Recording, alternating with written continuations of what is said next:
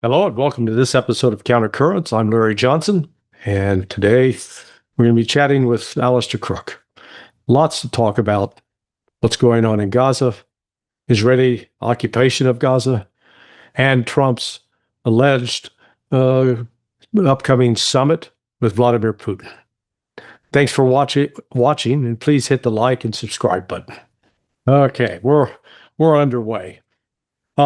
Let's start with the circus surrounding the alleged Trump-Putin summit that may or may not take place in the United Arab Emirates. What's your assessment of this? Well, I think, first of all, it was all about showiness, about, showtime. Trump wanted to get a headline, something smart, showy. And to a certain extent, Witkoff, I think, is guilty of a bit of underhand playing in this process. I think it's unusual for him, but anyway, I think that's what happened. So, first of all, let's say a few things about, what happened and why. I think the first thing one can say was, I'm completely convinced, and that it's being confirmed pretty well by Bushkov, the advisor, the foreign affairs advisor to Putin. He said, actually, the suggestion came from us about from the American side about this meeting. Yes, some time ago, I can't remember what month it was, but some time ago, Putin said, in principle, a meeting of, Putin and Trump, of course, could happen. But it wasn't ready yet. It would need preparation. It would need a lot of preparation, and we were a long way off.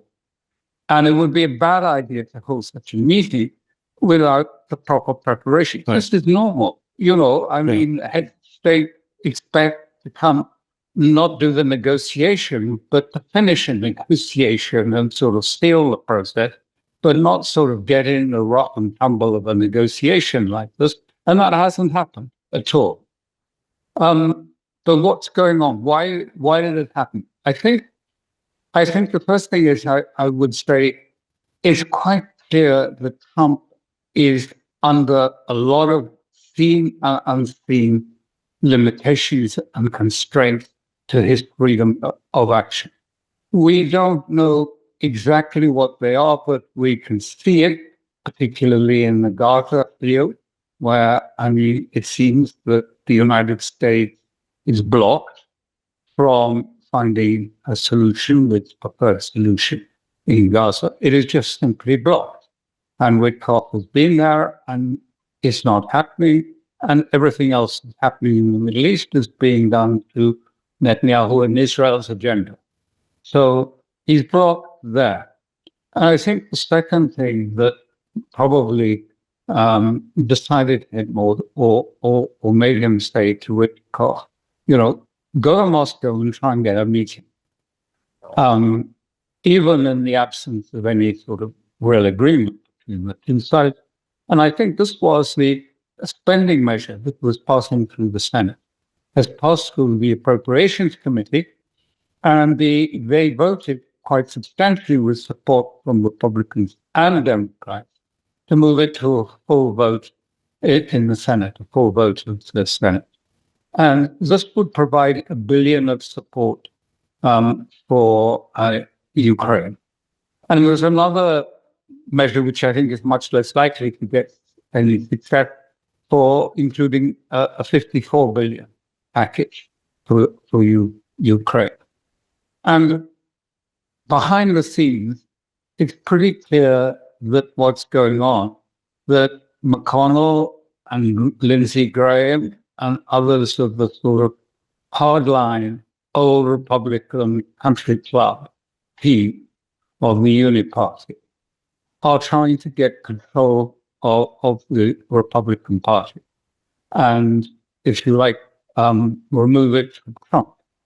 And I think we have to see many of these measures which would involve sanctions on Russia and others. I mean, these are sort of forever blocks on Trump from normalizing with Russia. That was their intent. Just as we've seen Merz in Germany ask the European Union to put sanctions on Nord Stream, his own pipeline, if you like, in order that if he leaves power, his successor or the IFA would not be able to pursue the pipeline. And so I think these restrictions are very much, I mean, both the 56 billion, clearly, and even the 1 billion. The point is, it really affects his base, the MAGA people, because he said no more money for Ukraine. And the measure is passing through.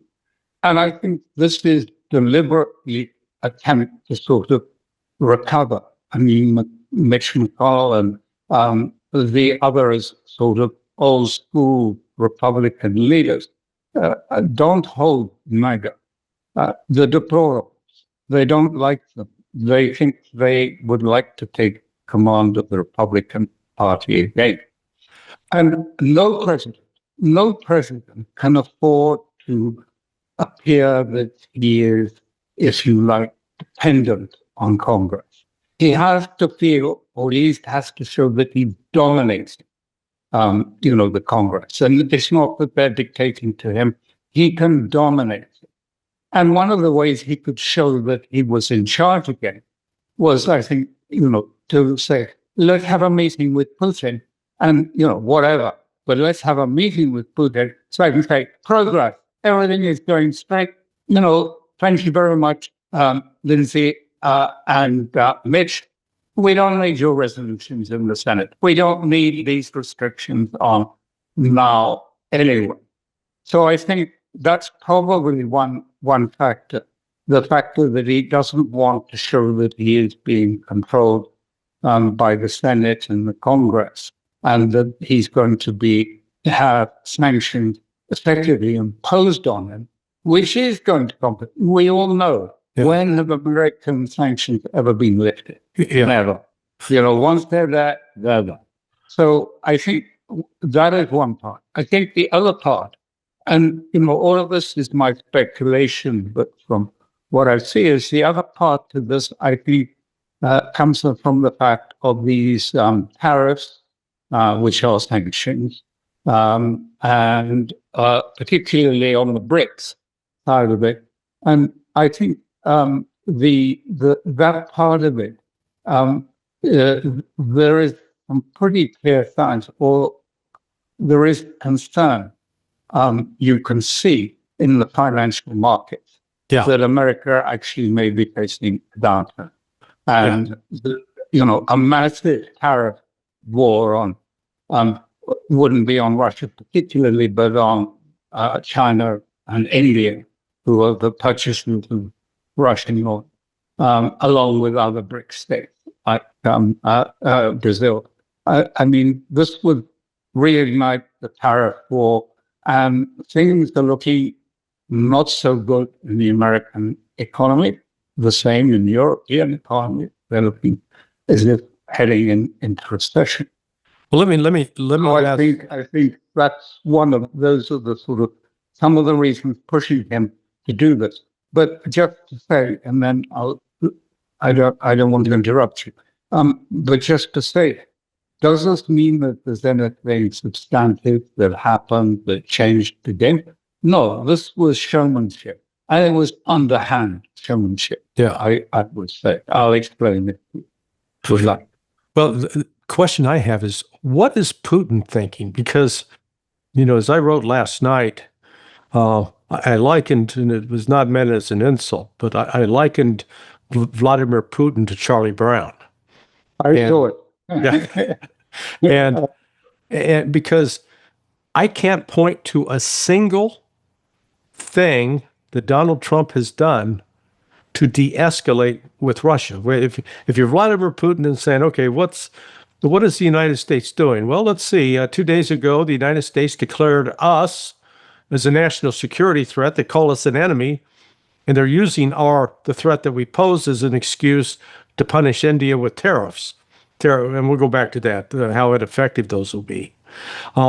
Today, Trump is meddling in the South Caucasus by brokering, getting Azerbaijan and Armenia together with, presenting himself as the great peacemaker, where this is entirely designed to go, stab Russia in its underbelly, as well as to disrupt with Iran. He was, the United States was involved with the spiderweb attacks on Russian strategic forces. The United States has deployed nuclear gravity bombs to Europe, Lakenheath, and at least 5 other spots throughout Europe. General Donahue's talking about invading and taking over Kaliningrad. And the United States continues to provide intelligence and weapons to Ukraine. So what does Putin think? And the United States intelligence was involved in the attempt to kill Putin in Kursk in late May. So with all of that as backdrop, what's Putin doing? Because it would seem to me those would be enough reasons to tell the United States, draw a line in the sand and say this is going to stop or else. I think Putin is looking at Trump. And what I see and saw and heard from, read from Russia, is that they know that he's under great constraints. I mean, it's not just from the Senate, it's not just from the MAGA group, it's also from Epstein. Mm-hmm. I mean, this thing is metastasizing, it's not dying or going away, and it's not need to be around. We don't know quite what the full import of it is. But nonetheless, I mean, he is tainted, if only by association. He was the best friend of Epstein for so long.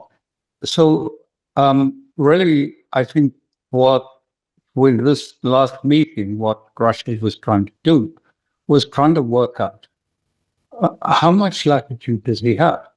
He clearly doesn't have latitude in Israel. For all his, America first and Israel this, and we love Israel and whatever, he's done everything for Israel. And yet he cannot change any policies there. And so he is blocked in Israel, despite being an Israeli first period. He is blocked, in the sense of the enemies and the right in America, the deep state, are pushing him and don't want, if you like, an agreement, a normalization with Russia. And at the moment, he's blocked in a certain way in that he can't really satisfy his base. His base is about to get angry with him because he's getting more and more engaged and involved in Ukraine. I mean, it's quite clear. He said, no, it's Biden. It's Biden's, not my war. But, practically, it has become that, and the base can see it, and they can see, and they probably know what I just said. That in the work from people who are not friendly to the MAGA group or to Trump, like McConnell, an enemy of those, they're pushing to make life extremely difficult for him in that respect.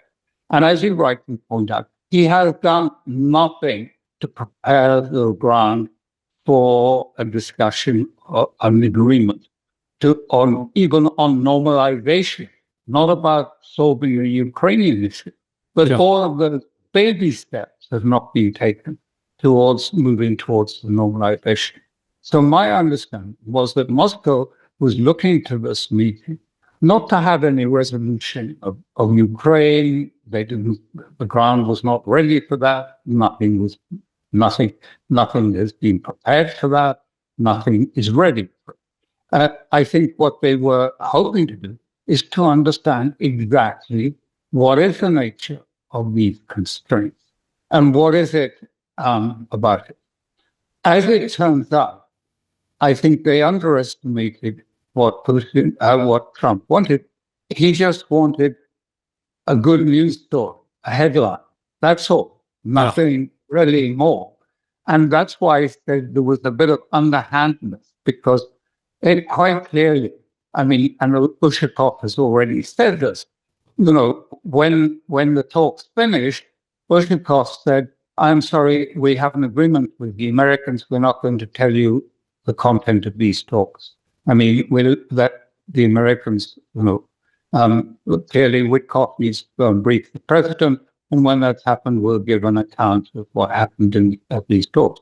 What happened was that Witkoff reportedly went straight to the U.S. embassy and got on the telephone to Trump, and Trump seized the headlines and took the headlines and said, oh, brilliant meeting, really good, constructive, this is the breakthrough. And who knows, we may even get, a follow-up meeting if Zelensky will be present. Even though the Russians say in their account of the meeting, they say, okay, this was not even begun to be considered. It wasn't discussed at the meeting, and it wouldn't be discussed at the meeting. So essentially what we're talking about this was pure narrative. He wanted a positive narrative to show a success. The Ukraine issue is moving forward. I'm doing all this. I'm going to meet with Putin, blah, blah, blah, blah. In fact, nothing substantive happened. Nothing substantive. Rather the reverse. Because now what we've got is a meeting being set up. Oh, later this week, a few days, quickly, let's have a meeting with Putin. Again, I say to you, the drivers of this, why is he so driven to have a meeting so early when nothing is there? Even Rubio said, we've got a long way to go. We don't even really know what would be the outlines of an agreement. Nothing is prepared. Why is he wanting this? I think it's all to do with, the showman wanting to, put on a good show and a meeting, with Putin, and yes, we had a good time. What is Putin going to do about this? Well, I'm sure he knows there isn't going to be a resolution. There isn't going to be a proposal from Trump to accept the Russian position on Ukraine. That's not going to happen because really, I think the American side have made that clear. There are objections to the position that Putin has outlined consistently since June of last year by someone. Yeah. They don't say who, by someone. Interesting phraseology. So they know that there's nothing prepared. My guess is that Putin will probably try and move the whole conversation away from Ukraine and to try and sort of center it on a discussion of how to improve bilateral relations. But I don't really have any, substantive reason for saying that. I haven't seen any clear indication that's what's going to happen. But I would think that would be probably how, because there's nothing sort of concrete on the agenda, then, he might want to change the conversation. Sure. Well, today is DDay for Trump. He's supposed to, remember, he'd given them 50 days, and now then he shortened up to 12 days, 10, and then, so today is the day that if Russia didn't agree to a ceasefire, that, man, there was going to be hell to pay. And he was going to impose tariffs on this part. Well, he already imposed the tariff. He jumped the gun, declared Russia an enemy, imposed tariffs on India. And, I've said that I think this is actually a sly plot on the part of Trump to win the Nobel Peace Prize, because by attacking India in this way, he's made India and China come closer together, and they put aside their differences. So in a way, he's actually helped bring peace to that area. So maybe he does deserve the Nobel Peace Prize for that reason. But, I've been monitoring the news, nothing yet, but, Trump his erratic behavior, I would think, has got to start becoming a thing for the Russians to take into consideration, which do they even know who they're talking to? Or is, because it's almost like Trump is behaving like someone with multiple personality disorder. Yeah. Well, that's precisely what I said to you. I think they saw this meeting as an attempt to try and understand actually what are the limitations on Trump and where do they derive from? Is it from Epstein in some way? Yeah. The talks? Is it from the Senate? Or is it from Israel in some way, certainly in respect? And what does it all mean? Because they have to try and work out what flexibility the United States have in this discussion and to try and understand that. They're very professional. They do this seriously and they look at this in a hard way. With respect to India, I mean, they have really ignited the sense finally that BRICS has to respond to this. Yeah. It's clear it's an attack on BRICS. As the ambassador to NATO, American ambassador to NATO, said, many more secondary sanctions coming. There's a whole litany of sanctions about to descend on those who are allies of Russia. We're going to do more of these sanctions. And I'm sure there is a division within his team with people saying, this tariff war is getting out of hand. And the second thing is about the tariff war is I think that very soon he may find that the Supreme Court challenges him on the tariff war because under the Constitution, it's the preserve of Congress, as you know. And he's doing it under emergency legislation, which is why we have this ridiculous preamble in the executive order saying, seeing as Russia is a direct threat and imposes something to show that there was an emergency. But I mean, it reads badly. It's bad politics for, his base, and it's bad politics for his relationship with Russia and indeed with the BRICS as a whole. So I think probably Besant or someone said, look, let's wind down these tariffs because it's likely to cause inflation and it's likely to with price increases in America, and the jobs position is not looking so great in the US, even with a new BLX. Well, actually, I think there's actually an economic pressure that's driving, the Russia declaring Russia as an enemy is a pretext. This is really about going after BRICS, because what has happened is the United States is now having to sell more short-term treasury bills in order to raise money to pay interest on, to pay out to people that we are already in debt to. And so what's happening is you're increasing the supply of dollars that are out there on the international market. But the demand for those dollars is dropping because the BRICS countries, India, China, Brazil, Russia in particular, are now no longer transacting where they have to go buy dollars in order to do these transactions. They're moving it outside of the dollar. So the demand for the dollar is falling, which is one of the reasons you're seeing the price of the dollar keep coming down.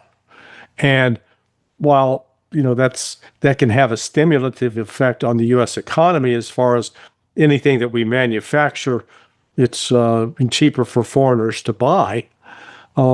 Nonetheless, that's what I think is ultimately Besant's objective with all of this, and they use the excuse of Russia's a threat to impose the tariffs on India. But the structural problem they have is nobody's looked at the damn trade map.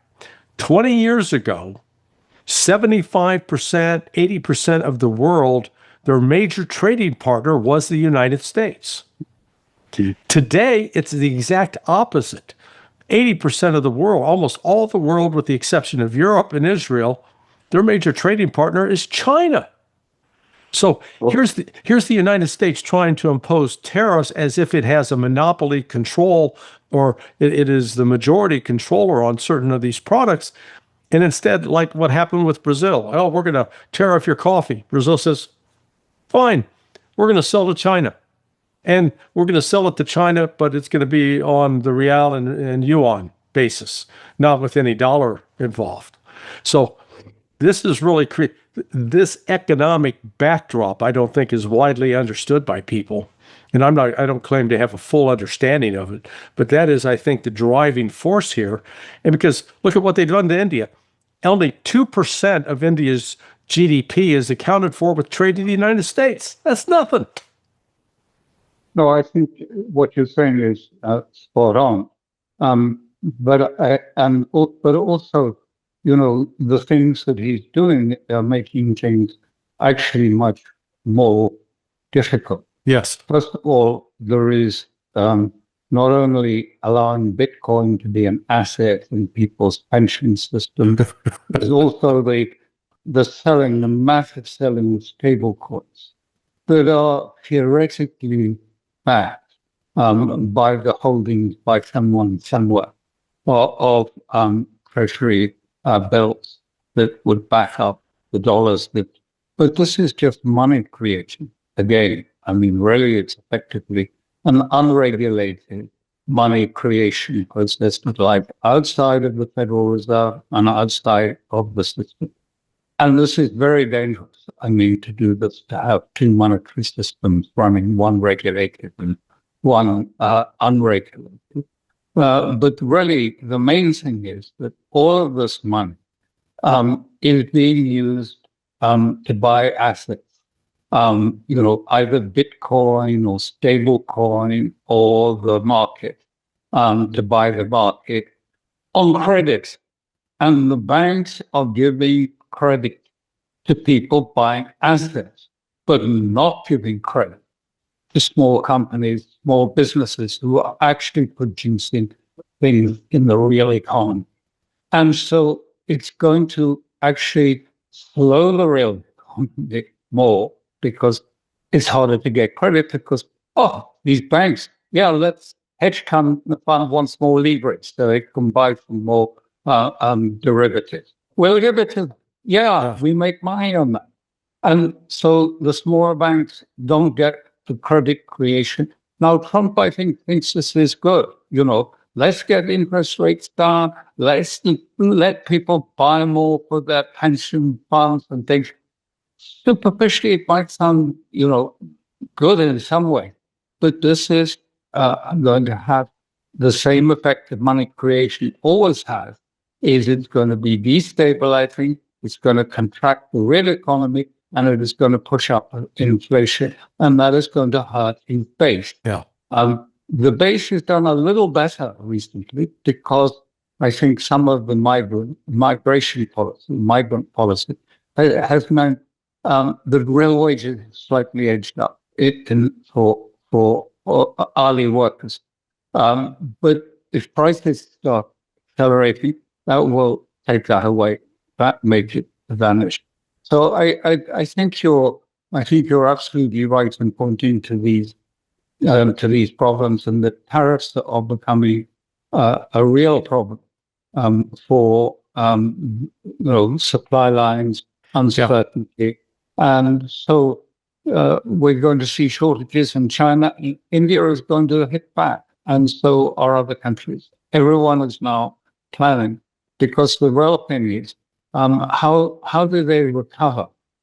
BRICS countries, how do they recover their own trade policy from this? Either become dependent of the United States, or they have to try and discover their own agency to manage their economy and to manage who their trading partners are and how they're going to trade with them. And I think this is an emergency meeting being scheduled in Brazil at the BRICS to look precisely at this question. And the question of how, just as China has retaliated with rare earths, how do BRICS countries, they have leverage to some more than others, some less, but they have some form of leverage, particularly over energy and over oil. As for example, I mean, just as we've seen with the Houthis, have sort of restricted and controlled the passage through the Suez Canal. Iran will do the same with Hormuz, and say, well, you have to register with us if you want to pass through the Hormuz Strait, and if you're going to those three European countries, Germany, France, and Britain, who are threatening Iran will probably say, well, I'm sorry, we're not going to allow your vessels to pass. And probably one or two of them will get a rocket just to the demonstrative effect, as the Yemenis have done this. So, there are, this the ability of the BRICS to put sanctions, if you like, tariffs back onto the West. We'll see what happens from this meeting, but I think it has been an inflection point for the BRICS. Yeah. So they can't have a foot in both camps. It's no longer possible because Trump has made it impossible. Yeah, in fact, I had lunch yesterday with a friend of mine who's he's an importer of vitamin supplements, and it's sourced out of China. And, I think a lot of people mistakenly believed that when Trump announced the tariffs in February and claimed that all these countries were lining up, quote, kiss his ass, that didn't happen, and the expected negative effects of a tariff were not, didn't appear. And so a lot of people come out and say, see, we told you so. You were just a bunch of alarmists. You were predicting doom and gloom, and it's turned out okay. We got all this money coming into the United States. Well, what my friend explained to me was when that happened in February, my friend and other people like him that were going to be importing goods from countries that were going to be hit with tariffs, they increased their inventory. They increased the demand. They brought in more. They extended their lines of credit. He really was like maxed out his credit cards to get it all purchased so that they would have it in place so that it would not be subject to the tariffs once they kicked in. Mm-hmm. But now that those inventories are starting to wind down and that the tariffs have now been put in place, what's happened is the producers are not producing because they're not sure what the costs are. And because of the uncertainty about the cost, it's now seizing up the supply chain. Yep. And he told me, he says he thinks by the end of August, 1st of September, we're going to be in a real pickle because the dampening effect of these tariffs will finally kick in, and it's going to be hurting not just the United States economy, but the global economy in a big way, and setting really the foundation for a financial crisis. But that is what General Kellogg and Lindsey Graham are going to push on him, and is he able to? So I think what he was looking for in Moscow was the ability to escape out from this pressure of the Senate and the resolutions to increase the cost, but also the tariffs that were being proposed by Lindsey Graham and others. There's a lot of pressure coming there. They are pushing hard on him, and I think this is why I think Putin's purpose in this last meeting was to try and understand, does he have any room for maneuver? Is he able to do anything? Yeah. Or normalization? And I think, there are two aspects to this question. Does he have, what are the blocks? And the other thing is, does he really want it now? I mean, is he, committed to doing this? Or is he committed to just, an exercise in narratives and showmanship and, saying, oh, well, this one little meeting that was great, was moving on, but just allowing the thing. Maybe he's content to sort of, kick the ball down the road and let Putin, finish the exercise in Ukraine and to get out of the Ukrainian thing altogether. That would be quite a logical thing for him to do because he's under too much pressure as far as the Russians can see to normalize. I was very struck by our friend Ryukov saying, there's nothing done on, return of diplomatic premises, all of these things. These are baby steps. I mean, they're not sort of complicated things. Nothing is happening on this. So there is a block somewhere in the system.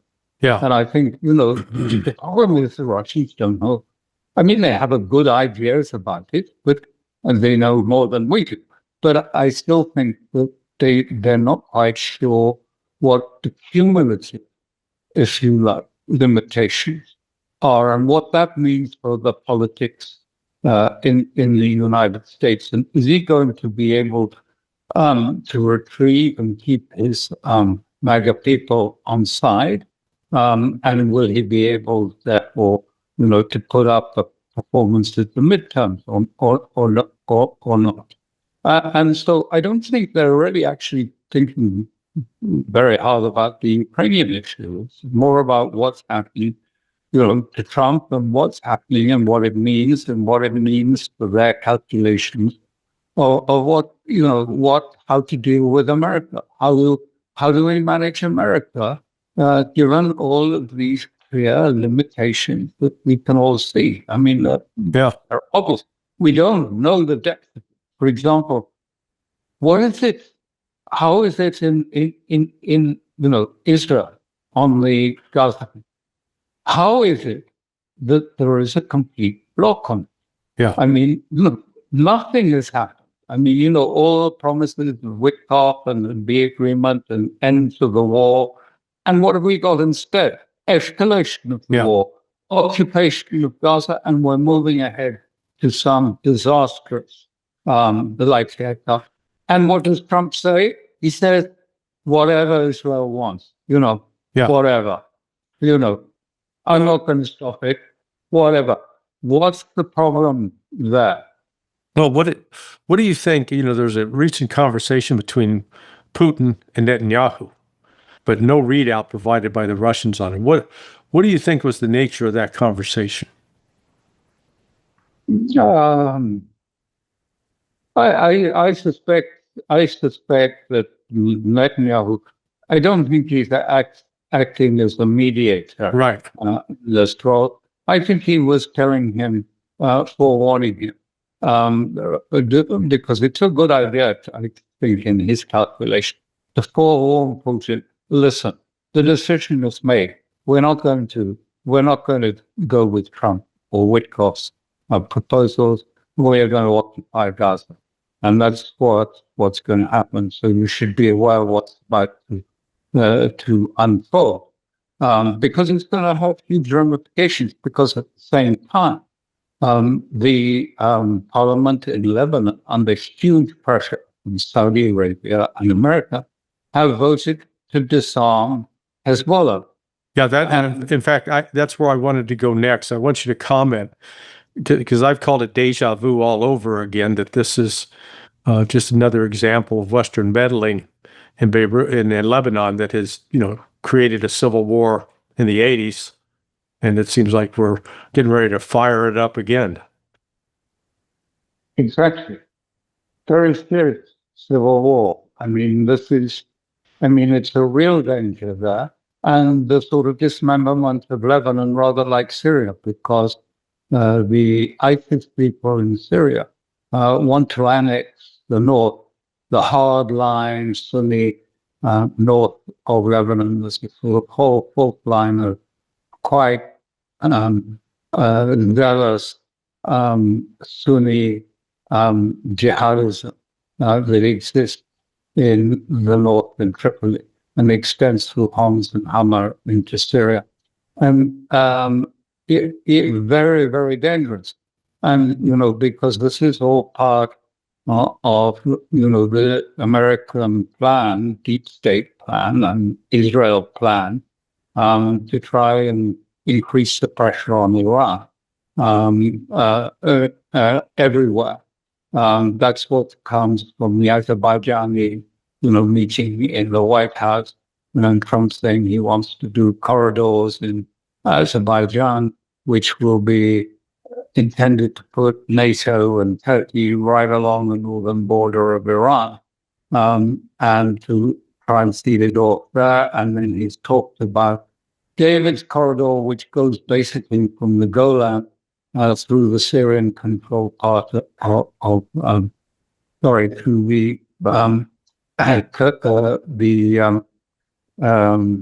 the northeastern part of Syria and up towards Azerbaijan, and that way to Baku, to put more pressure again on Iran and its corridors, which is the north-south and east-west corridors. And then we have, and Azerbaijan is now becoming very much part of that. Turkey's playing a big role. And then we have in Syria. But the biggest thing, of course, and I mean, it's shocking to me, really shocking. I mean, this is the third time I've seen it. Saw it in Afghanistan, where, the West played, if you like, the ISIS card in Afghanistan. It wasn't formally ISIS then, but they played effectively the Wahhabi card in Afghanistan.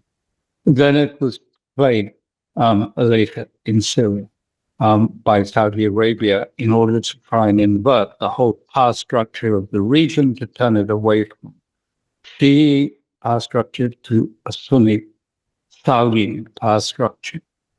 After that meeting with Cheney in 2006, where it was Prince Bandar told Cheney, look, the king thinks, other than actually the collapse of Iran itself, the most important thing is for us is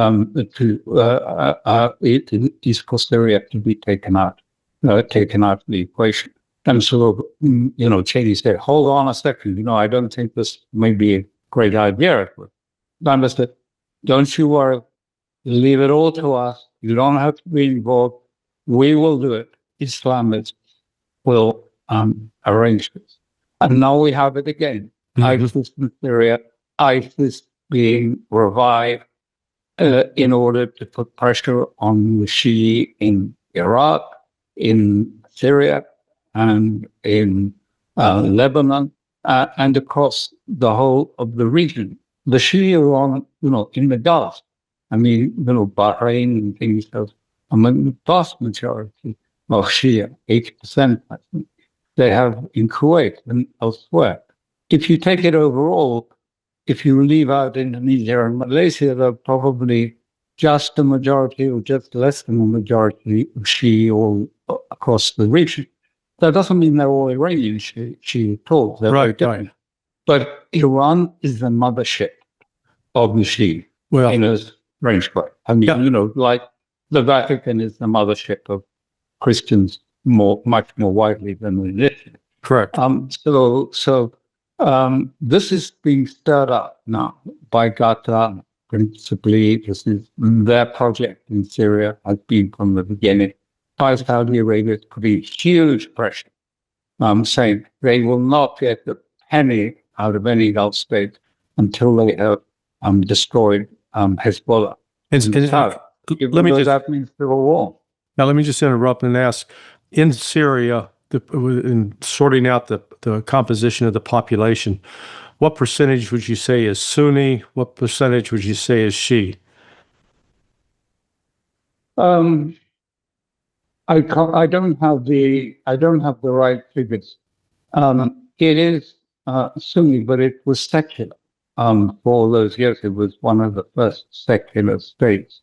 And because of its secular character, mostly there's been the ability to have, different ethnicities and sects living together. The Alawites are quite as strong. I mean, they are technically Shi'i. I mean, they're not like the Iranian Shi'i, they are Shi'i. There are Druze, and of course, there are the Kurds in the northeast, who are not Sunni. They have a sort of Arab identity. and their identity is tied up with Arabism. So really, the Sunnis are not, are not a major force and haven't been a major force. I mean, they are a big element, but I wouldn't say that they are a dominating force or anything like that. Well, it wasn't the rise of Hezbollah was really a direct consequence of the return of the Ayatollah Khomeini to Iran and was 79, 78, that he became recognized as sort of the spiritual leader of the Shia, even, regardless of whether they were Iranian or Iraqi or Syrian or Lebanese, correct? I think the rise of it all became inevitable by, if you like, the Iraqi-Iranian war. In that period where Iran, it was very vulnerable, very young state, and the war was 7-year, slogging match with many, many deaths, with, the West backing both sides, and deliberately saying and exulting in it and saying, well, this is great. We've got, Sunni and Shia killing each other. What could be better? On those sort of cynical lines. But from that, they decided, we have to have a proper deterrence. We got to have a proper defense. And so that was when they looked at very carefully. Qasem Soleimani looked and saw, how the West does war is shock and awe, big thrust in quickly, and then, they bomb and smash everything up, and then it's over in a couple of weeks, and they retreat. And they concluded, the West doesn't have staying power. That's their great weakness. They can't sustain war for longer than 2 to 3 weeks. So they decided, one thing was, anything, the great power of the West is air power. So how do you deal with air power? Tunnels, deep tunnels, build them down, put missiles in them, put aircraft in them, put everything out of sight from overhead or from aircraft. Right. And the missiles then become your air force. Literally, your air force is buried underground and it is a missile air force. They actually have an airport underground in Iran. And this changed the whole sort of view, coupled with the development of really accurate missiles by Iran. So this was the sort of thinking that came out of this. And this was translated to Hezbollah, and in a sense, the 2006 war was the first trial of this sort of structure. The 2006 Lebanon war was a sort of trial that was run to see how this would work. So the whole of Lebanon structure was done on the presumption of decapitation, so that each small area, each separate unit, could continue the war and continue to function, working in cooperation with its immediate neighbors for 2 to 3 years, even if they completely lost the leadership and they lost communication. They would go on autopilot and continue the war. And that's how Iran is organized today. This intervention by the U.S. through this Ambassador Barrack is your projection that this will culminate in a civil war? I don't know. I hope not. It's a real risk. There's huge demonstrations in support of Hezbollah across the country in the last day or so. I don't, I would have thought it's possible that those that are adhering to the Western line, if you like, will fall back because civil war has already been experienced in Lebanon. Yeah. It's not something that people would welcome.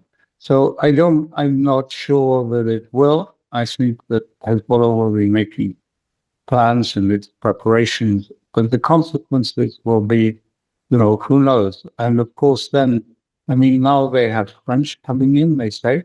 I don't know if that's confirmed, but French forces are going to be in the south trying to dig up Hezbollah arms and,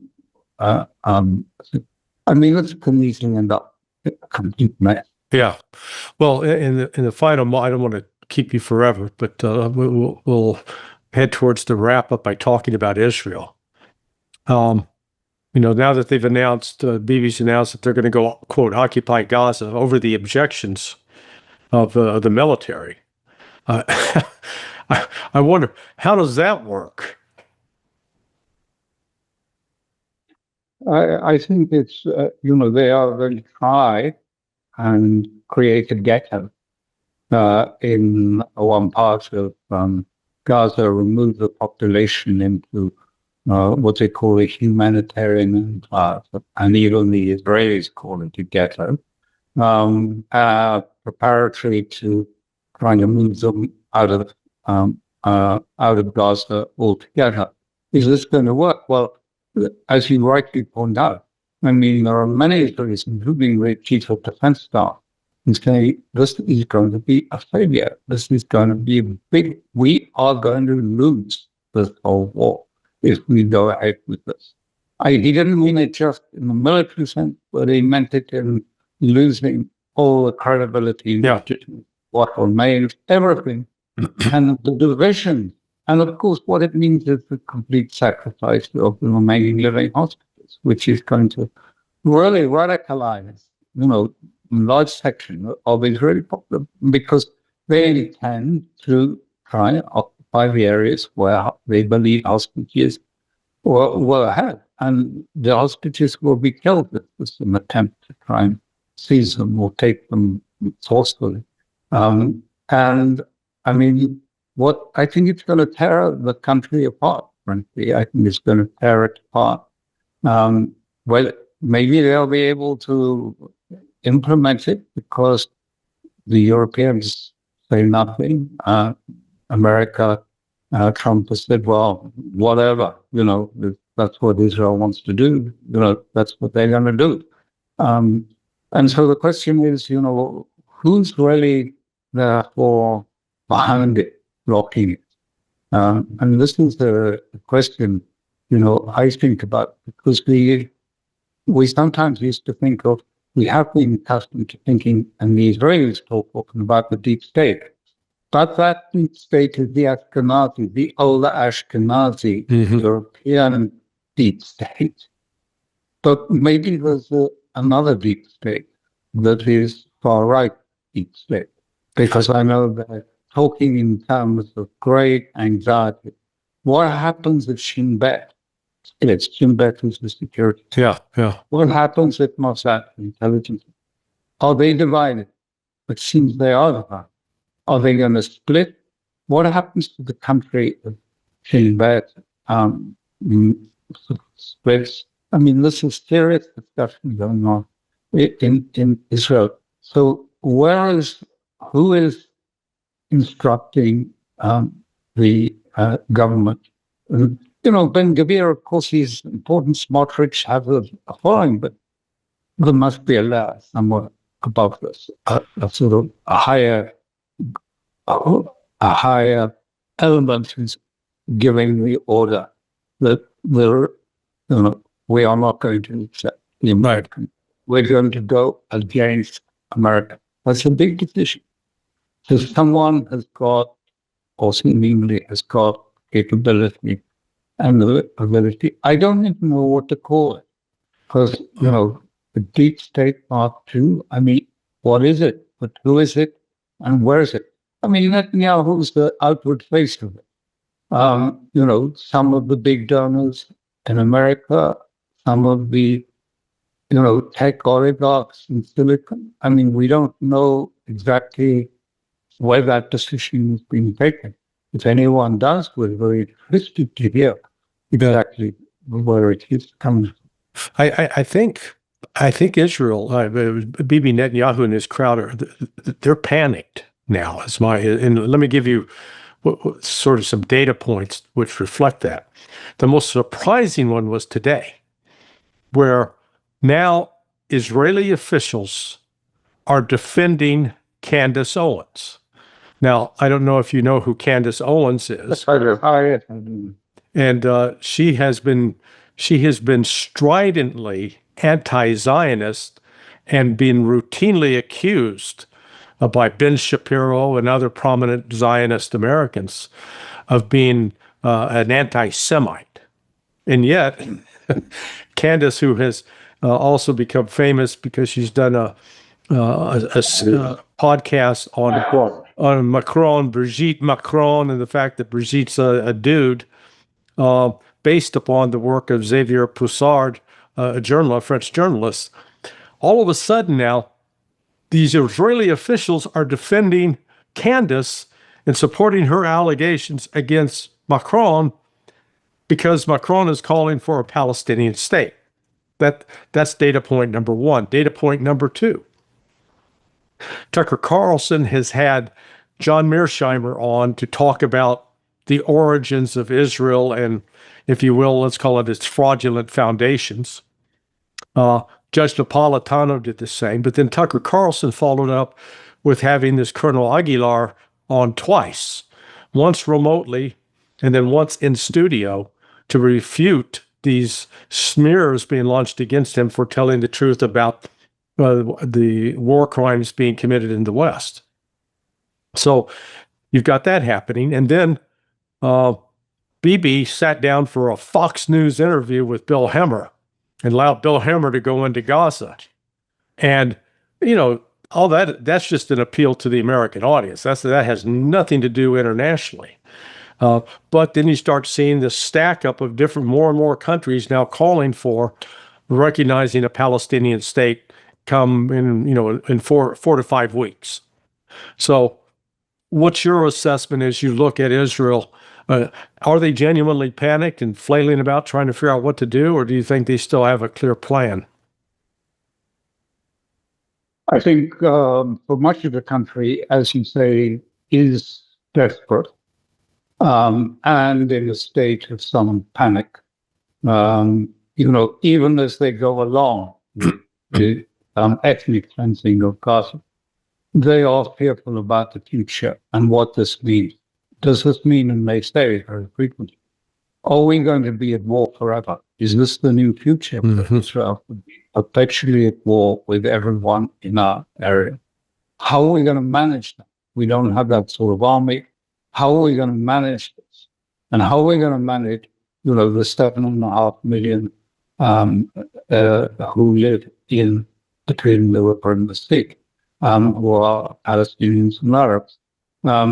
There is a great deal of fear about this, and there's a great deal of fear amongst the European segment, the Europeanized segment of the society, because they fear that the Messianic elements are going to impose religious law, halakha, on Israel, and then they won't be able to live the lives that they're accustomed to. So there's this great sense, and I've been trying to sort of illustrate it over. We've been trying to produce reports and things to show just how deep and how bitter this is. And I think for some time people haven't really sort of accepted that and thought, yes, but there's always arguments in Israel. This is nothing special. I think it is something quite significant, the divisions. They're talking about Shin Bet splitting, the argument over the sacking of the Attorney General. The questioning about the law in this. The whole of the fabric of the society is disintegrating. I'm not talking about whether the army can continue to go into Gaza and kill people. Presumably it can do that. But if the whole structure of the state starts to lose coherence, to lose the sense of having any sort of community or any sense of wholeness to it, and starts to fragment at all levels, at the level of politics, at the level of law, at the level of just daily interaction between people, then, it's a much deeper trouble that people are in. And there's no clear sort of easy answer because there's something very different. And I've been talking about this now for years, and I keep coming back because we look at Israel through a Western lens, and we think we apply secular, liberal, Western sort of ideas to how to resolve this. Oh, Palestinian state, they just need to reassure the Israelis and everything will come right. But actually, the whole ontological basis of this discussion is wrong because it's eschatological. Yeah. On both sides now.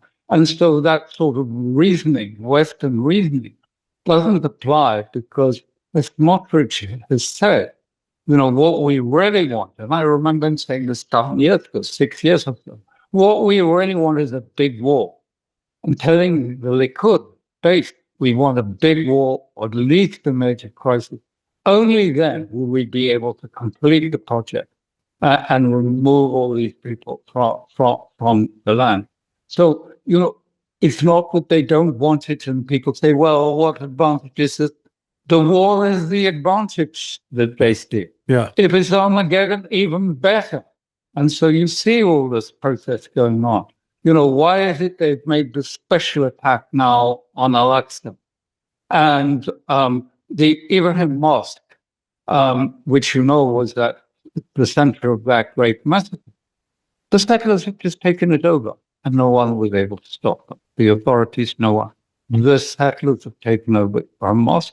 I mean, these things are, really huge. They're not really registering on our sort of screens because our screens are adjusted to sort of, rational assessment of what's in it for him, what's in it for the other side, and, how are they going to find some sort of agreement and accommodation. And because we see these in sort of utilitarian terms of, money or wealth or something like that, not the fact that people have to sacrifice an entire people in order that their people can survive in the future, or to give up their own lives, because this is what the Talmud tells you to do, and this is because you have to show obedience. The main route to salvation is by obedience to the divine, to God, and these are a different framework from what we're used to dealing with and understanding the situation. Yeah, and what's unfortunate in all of this is the United States is the one actor who could probably put an end to this, and instead Donald Trump is completely captive by the Zionist. Right. Completely. I don't know what it is that exactly with this, the bottom of it, but he's clearly trapped. He does not have, the room that we assume. So, we can blame Trump, and for many things, it will be deserved, but we don't know what these constraints are, and nor do the Russians, which makes this very much more complicated and much more sort of delicate as a conflict. So one last question then. On the surface, it looks to me that if Russia, China, and India and Brazil got together and told Israel, either this stops or we're going to break relations with you completely. Your ambassador, your diplomatic personnel will be kicked out of our countries. We're going to withdraw our personnel from your country, and we're going to impose a trade blockade on you. Could that bring an end to this? Look at it through, if you like, an eschatological lens and not a Western lens. Okay. And then when you look at it through an eschatological one, I think you'd say, this is fine because we're heading to there's fulfilling prophecy. Yeah. It's fulfilling prophecy. It's fulfilling everyone. We were destined to go through this process, and we were destined to. Everything has happened, and this means that we are leading to something we all want. And yes, it's going to take a big war, and it's going to be, lots of suffering in it. But this is the eschatological way of seeing the world, which is so different from ours. Okay. Hey, my friend, I always enjoy our chance to chat. I don't want to take up your Friday entirely. You got to spend some time with the family, and I give my warm wishes to all of them. So thank you for taking time to do this. Thank you very much. Always a pleasure. You're much admired. Thank you. We recorded this on Friday. You'll probably be seeing this. It's Monday, a few days later, and I'm sure some other world events may have potentially taken over, but the broad points remain intact and are timeless. And I always appreciate Alastair's great insights and wisdom based upon a lifetime of experience. So, if you enjoyed the conversation, please hit the like button. Encourage you to subscribe to the channel as we're growing slowly but surely. I'm Larry Johnson, and this is Countercurrents. Thanks for watching.